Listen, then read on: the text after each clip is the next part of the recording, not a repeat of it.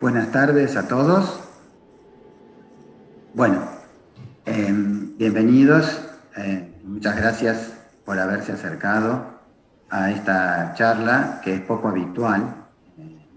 La sociedad teosófica en general, todos saben que solemos hablar de temas doctrinarios o temas sobre el trabajo de la sección, pero muy raramente se dedica una charla a la Orden Teosófica del Servicio y su trabajo. Y me pareció, bueno, que empezando este año 2021 y todavía no recuperándonos del trauma psicológico que nos dejó el 2020, era una buena forma de comenzarlo, sobre todo teniendo la posibilidad que nos da la tecnología de contar con el presidente internacional de la Sociedad Teosófica, que es al mismo tiempo el presidente internacional de la Orden Teosófica del Servicio. Por otro lado, adelanto a comentarles que la Orden Teosófica en cada país tiene un director o un presidente y que en este momento, hasta este momento, como la mayoría de ustedes sabrán, era el director para Argentina, Norberto Cicilelli, que ocupó ese cargo durante cerca de 20 años. Y bueno, él ha decidido dejar esta posición y estamos por nombrar a una nueva persona para que se haga cargo del trabajo en Argentina, del trabajo de coordinación nacional, ¿no? Pues cada sede, cada rama tiene su trabajo en forma particular.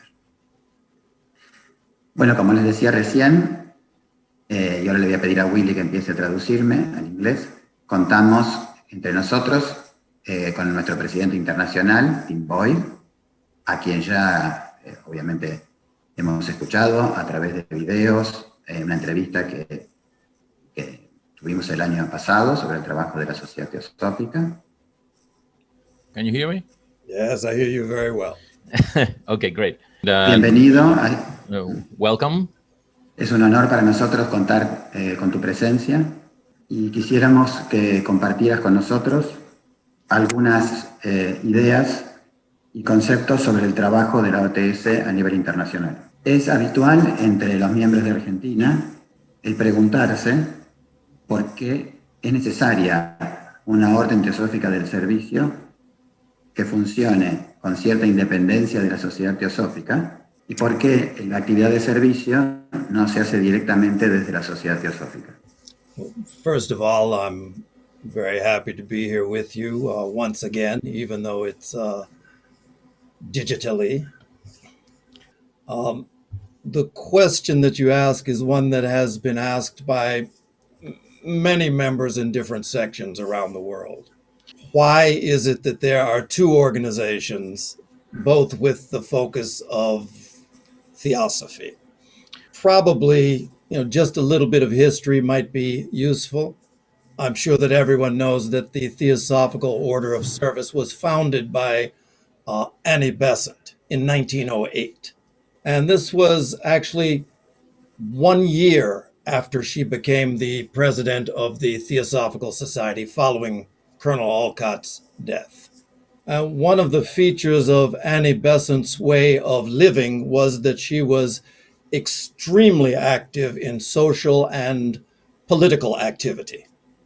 And this was something that she was part of her history when she was in England and Ireland, but she continued with this when she came to India. She was a person who, wherever she saw human suffering, she tried to look at ways to alleviate it, to better that situation. One of the features of the Theosophical Society as an organization is that it is not aligned with any specific social or political cause. We cannot do that. Everyone who individually is a member is free to engage in these methods and does to a large degree. But her concern was that the many ways, the many avenues that members could serve could not be done in a way where it would be involving the Theosophical Society in any specific country. So she founded a different organization. So the Theosophical Order of Service came into being with this mind that service is a very important part of the theosophical life. But because there is such a broad range of causes where we cause suffering for one another, it had to be segregated so it would not allow for the political element to be involved with the Theosophical Society's work. Just the idea was not that the many things that people can work on as service cannot be things that can reflect on the Theosophical Society as political choices. In many countries, that's the way it's interpreted. Probably all of you are aware that the spiritual practice that is described, the theosophical description of a spiritual practice, involves three elements, three things. It involves study, meditation, and the third one is service. My observation is that with our members generally, study and to a lesser degree, meditation are clear to members of the Theosophical Society. This is something that we need to practice. And very often, this third pillar of the theosophical practice is more easily ignored.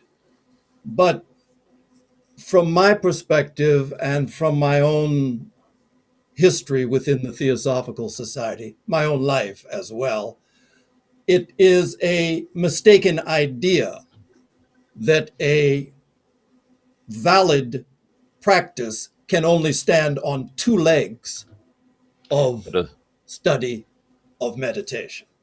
So in some form or another, in order to really activate our understandings that we gain from study and that we gain from meditation, they do not become active until they are expressed in some form of service.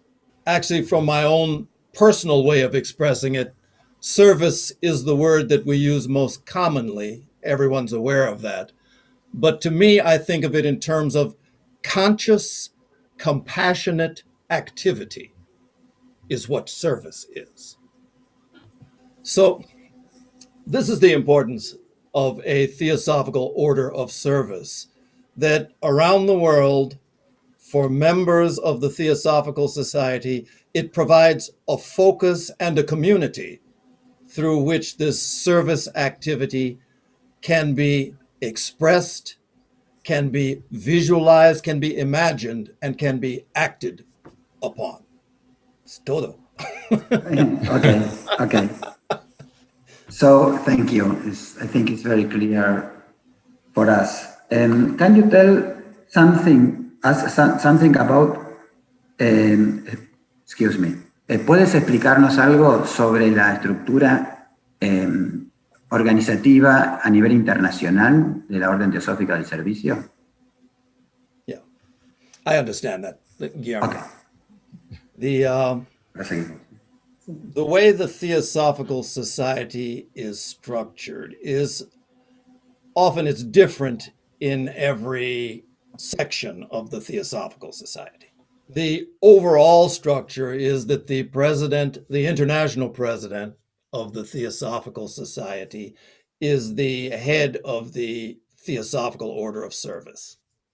And in each country that is active, a head of that section is appointed with the approval of the international president. And then within that section, then they have the capacity to organize themselves as they see fit. Generally, it involves a group of people forming a committee, a council, where it becomes more formal and more organized. Then they even have boards of directors. And so this is a description just of the structure of the Theosophical Order of Service. ¿Y cuál es la relación a nivel administrativo entre las dos organizaciones. At the administrative level, they are two distinct legal organizations. So that's the legal aspect. In terms of the way they function in every country, it's a little bit different. I have to say that for the Theosophical Society internationally, there are officers of the International Society, myself, a vice president, a treasurer, and an international secretary are the officers of the International Theosophical Society. And all of the officers of the Theosophical Society internationally have been and continue to be active in Theosophical Order of Service activities. In almost every country, the view of the work of the Theosophical Order of Service and the Theosophical Society is one of very, very closeness. It's a very close relationship. In many ways, in many places, the two organizations and their work and their membership is completely indistinguishable. They are all together. So that's a little bit of a description of how they work together. Some places they are much more closely aligned, and in other places they recognize themselves as distinct, but they are mutually cooperative. And just for an example, at the international headquarters of the Theosophical Society, it is the administrative headquarters for the Theosophical Society worldwide. So at the Theosophical Society's headquarters, we are engaged in a number of specifically service-based activities, which is the Theosophical Society's work. We operate two schools. One of them is completely free for children who are disadvantaged, very, very poor children. We operate a vocational training center for women so that they can find work and also contribute to supporting their families, also for people who are disadvantaged. We have an animal clinic that we used to operate, but it fell into disuse. But we have revived it, and it has become extremely active in care, mainly for injured and for stray animals in Chennai. We operate a medical clinic, a free medical clinic. We actually have two, one for the workers and staff, and one that operates one time a month, also on our campus. And these are activities that have no involvement with the study of theosophical texts or the understanding of theosophical lectures. These are activities that have been undertaken purely because where we see an avenue to do something about suffering, we must do something. And similar or almost identical activities are taking place within Theosophical Order of Service in different places around the world. ¿Puedes darnos algunos ejemplos de cómo trabaja la sociedad teosófica en otros países? Por ejemplo, en Estados Unidos, en Francia, en Australia. Sure. Before becoming international president of the Theosophical, actually before becoming president in the United States, I was president of the Theosophical Order of Service. So in countries like the United States, you have a reasonably well-developed social network for people, to care for people. You have medical, you have different things like that. And by the standards of the world, the United States tends to be viewed as a wealthy nation. So the type of activity that we engaged in would be perhaps different than the activities you would see in India and even in the Philippines and other places. And one of the things that I realized was that there are many, many organizations in the United States that are doing excellent service work and who are doing it at a level that the TOS could not duplicate. So what we found was that we could provide often the maximum benefit by partnering with these existing organizations. And we would do it in a couple of ways. One of the ways might be that where there was the possibility for people to actually work hands-on in those organizations, we could direct people to help with it. And in other cases, we could raise funds, monies, to help with the work that they are doing there. And so a lot of what we did in the United States was to try and identify groups with which we could partner in service work where our input would have the maximum effect. So we have worked with groups that provided care and materials for homeless people.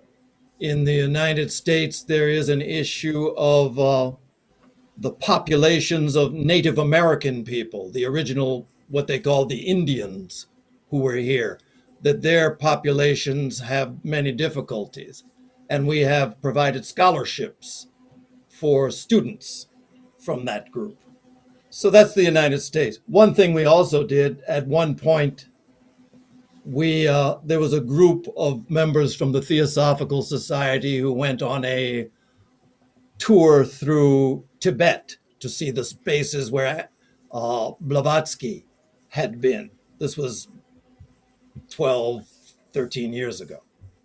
And during that time, we connected with an orphanage that was doing work with Tibetan children in this area. And we provided funds for them to build bathrooms and to redo the water system for this orphanage.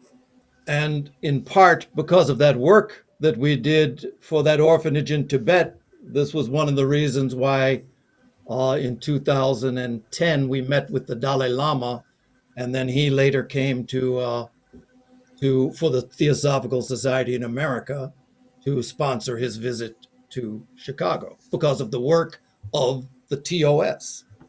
So other countries operate differently. Probably the most active country in the world for a Theosophical order of service is India. And so, for instance, during this pandemic period, India, of course, has a stratified population with many people who are very, very poor. And during this pandemic period, there was, for many of them, it was very difficult to even find ways to feed themselves, the most basic things. The Theosophical order of service throughout India, in the various of India, organized, and during every single day of this pandemic, they managed to provide food for hungry people. Theosophical Society in the Philippines has similar issues, and they organized also to assist in providing food aid to many people in their areas. Additionally, in these areas, you have such things as cyclones and hurricanes, earthquakes that periodically occur, volcanic eruptions, and the Theosophical Society in these areas is always active. In India, we have flooding very frequently. So it's different according to the country. We could talk specifics about individual countries, but this is just to give you a picture from a nation such as the United States. Italy is extremely active, but their work is primarily in giving financial aid and helping to fund initiatives that will help in different places in the world, as well as in India. I'll give you another example. Singapore. Singapore is one of the richest countries and one of the most stable countries in the world. So their level of problems are nothing like India Nothing like the United States, Italy, Argentina. Their problems are of a different sort. And for many, many years, they didn't have a theosophical order of service because they couldn't think what they would do. But in the last several years, we've spoken with them. They've begun and they've become very active. A lot of it is raising funds, but also they have also identified areas that can stand for improvement in Singapore. I mean, for instance, student suicide is a huge problem in Singapore from the pressures of student life. So, I mean, the fact of it is, anyone who has eyes, all of us can see that if you were born, if you breathe, there is suffering. And there is suffering that we are causing for each other. And there is suffering that is just a function of being alive. We grow old. We get ill. We die. Many people die alone. There's nobody to even sit with them as they're passing. And so these are areas that no matter how rich the nation, there are always areas of deep human need. And sometimes the only qualification that is required is the ability to listen to another human being's voice. Olvidé de comentar en la introducción que todos aquellos asistentes que quieran hacer alguna pregunta pueden utilizar el chat que está habilitado y pueden volcar ahí algún comentario o pregunta para luego transmitírselo a Tim en inglés. La siguiente pregunta, que va a traducir Marcela, apunta a cómo ve el rol de un director nacional de la OTS, específicamente en Argentina. ¿Cuál sería su tarea? Y la pregunta surge... Okay, Tim, next question. Esteban would like you to explain about the role of the person in charge of the TOS in Argentina. Pregunto esto. I ask you this because principalmente el trabajo en Argentina está llevado a cabo por la OTS emparentada con cada rama o sede donde la sociedad en Argentina existe. I'm asking you this because each place where the TOS works is related, is in a close relationship with any lodge of the same place, or the lodge of the place where it works. Entonces vuelvo a cuál sería el rol de un director nacional. What would be, according to your point of view, the role of the president of the TOS TOS in this country, in Argentina? Yeah. I mean, from my point of view, the real role of the director is not to direct and to command, but to find ways to help people to identify directions in which they can serve and help them in developing the ideas, the resources, and the people necessary. So there are countless avenues along which we can work, but the key is to identify them.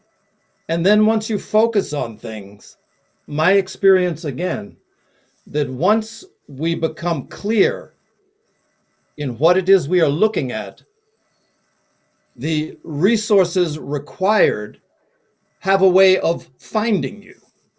It's oftentimes is rather miraculous and odd the way these things work. And honestly, it is in this area that the teachings that we study, that we meditate upon, when we actually start to try to become active in service, this is when these things become real to us. Because we start to find that actually we think about these other levels of consciousness that support the work that we're doing. And unless we give these avenues a means of expressing, it remains just an idea.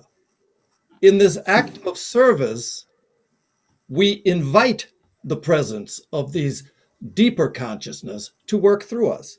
And every time there is an opening that we provide, we find that we are assisted. It's just one of the laws. It's the way it works. Just to be brief, every theosophist that I know,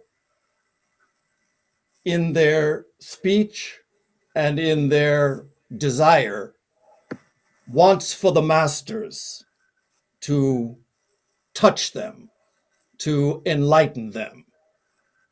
But why bother unless there is something for the benefit of humanity?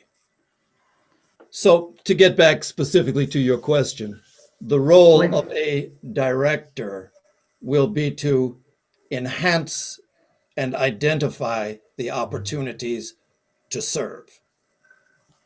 The members themselves will come up with ideas.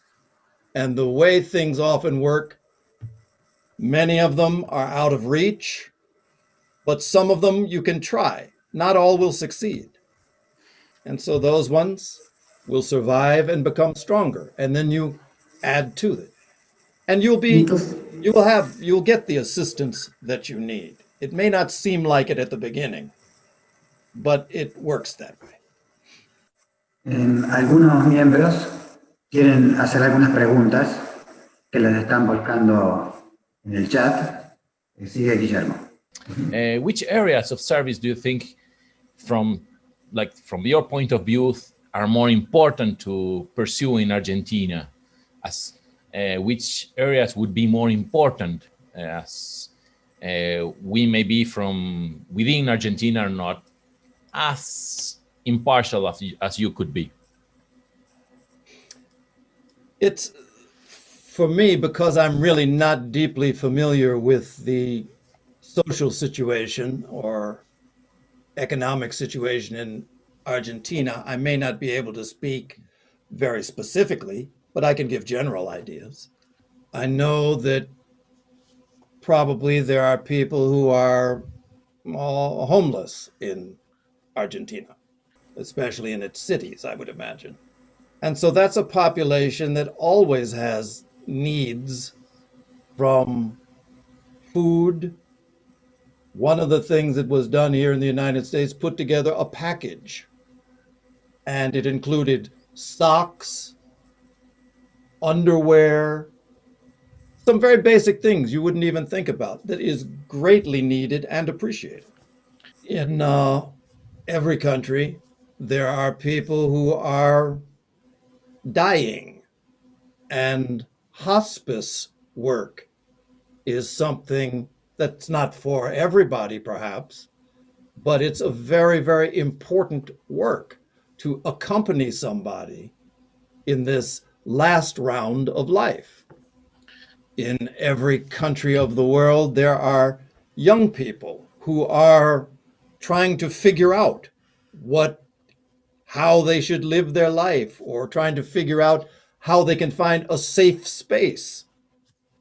And, from the theosophical point of view, we're not talking about a safe space where they can sit and be lectured to by older people. That's not what we're talking about.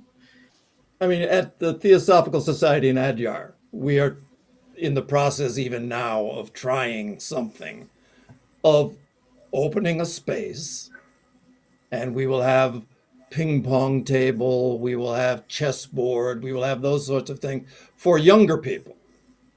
And it will be a safe space, but it will also be a space where, for those who have that interest, we will have, books about theosophical subjects. We will have opportunities for meditation practice, music, the range of activities.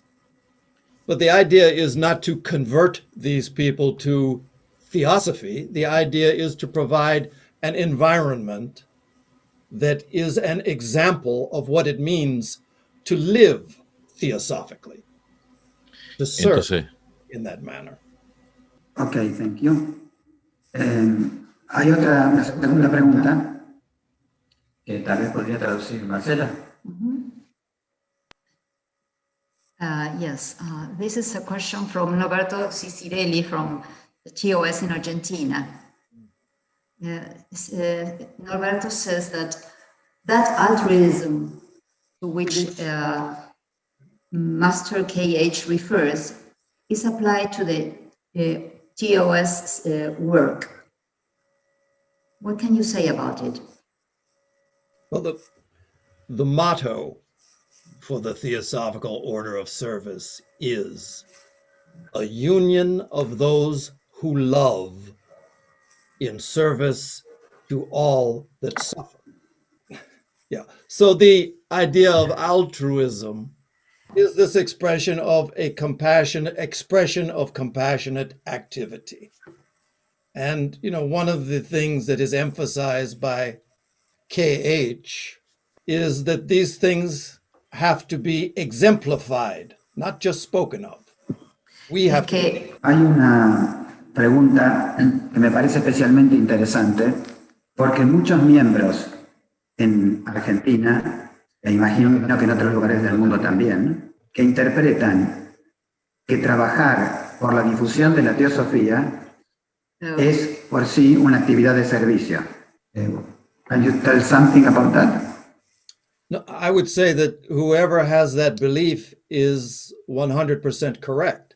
The difficulty we always face is that while something has value, unless that can be received by the person you're giving it to, then it has no value. I think that very often we focus our efforts on a very particular type of temperament. My daughter, she was the top student in her class, ended up being the valedictorian for her high school class. But earlier in her academic career, she struggled enormously because it turned out she had a learning disability.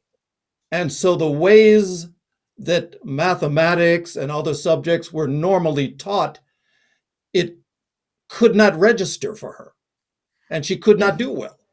She was able to receive help to be able to receive these informations in different ways that suited her particular mental structure, and she flourished.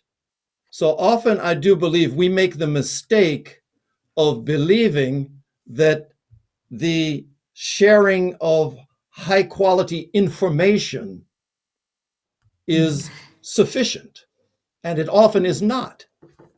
Very often, people can have the deepest level of spiritual experience through experience and expression of simple kindness from another person. In the spiritual texts of the world, there are phrases like, even the stones can preach sermons. In your heart. Stones can preach sermons that will move your heart. So the important part for us is not to think in terms of branding the theosophical movement or the theosophical wisdom, but to think in terms of ways that we can connect with other human beings. Tal vez podríamos ver como que la enseñanza tiene que ser acompañada del ejemplo, que muchas veces el ejemplo es la mejor forma de transmitir una enseñanza. Actually, Albert Schweitzer, the Nobel Prize winner and humanitarian, said something similar. What he said, though, was that example is not the best way to teach. It's the only way to teach. Bueno, ya hemos alcanzado el tiempo que teníamos establecido para nuestra charla. no queremos abusar de nuestro invitado. Well, I have to say, in this respect, the members of Argentina are very different than the rest of the world. We had established 1 hour for this activity, so we are very grateful for your time and patience, and we hope to have some opportunity to share your thoughts before the end of this year. I look forward. Okay, me estoy despidiendo de Tim, agradeciéndole su tiempo y su presencia y comprometiéndolo para alguna otra intercambio de ideas antes del fin de este año. Okay, thank you. Vamos Gracias a todos. A despedirnos y a Thank you abrir very los much. micrófonos por si alguien quiere hacer comentarios de manera informal, pero we will stay here. We are free to go to talk in Spanish. All right. Between us about what okay. All right. Thank you all. Bye-bye. Thank you, Okay. Marcelo. Thank you, Willie. Bye-bye. See you, Bye. Tim. Bye bye. Bueno, se despide Tim con un agradecimiento a los dos traductores. Marcela, muchas gracias. Y Guillermo, muchas gracias por el esfuerzo que sabemos que es grande.